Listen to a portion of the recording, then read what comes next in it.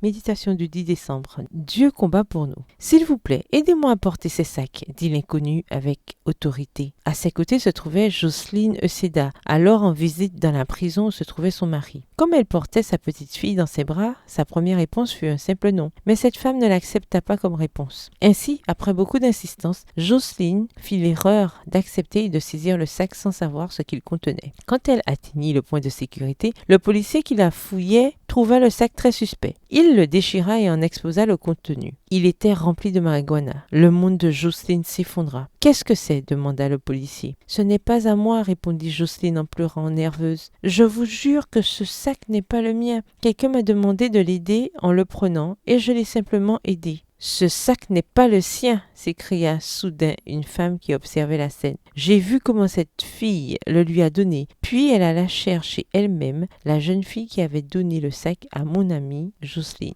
La situation était incroyable. Qui accepterait d'introduire dans une prison les paquets de parfaits inconnus? Qui défendrait quelqu'un dans un milieu carcéral où règne la loi du chacun pour soi? Mais un troisième événement incroyable se produisit encore. « Sortez d'ici avant que le colonel n'arrive » murmura discrètement le policier à l'oreille de Jocelyne. Elle comprit et s'en alla sur le champ, mais elle put voir la fin de la scène. Quand le colonel s'approcha, il demanda « À qui est-ce ce sac ?» « À elle, répondit le policier en désignant directement la vraie coupable. Les autres personnes présentes avaient gardé le silence. Jocelyne sut que le sort de cette jeune femme fut une accusation de trafic de drogue et, plus tard, la prison. Dieu avait combattu pour elle. Elle sait que c'était une intervention divine. Cher ami, Dieu mène nos batailles. Il est attentif à ce qui nous arrive et veut que tout, le bon comme le mauvais, servent à notre croissance spirituelle et à augmenter notre foi. Verset du jour,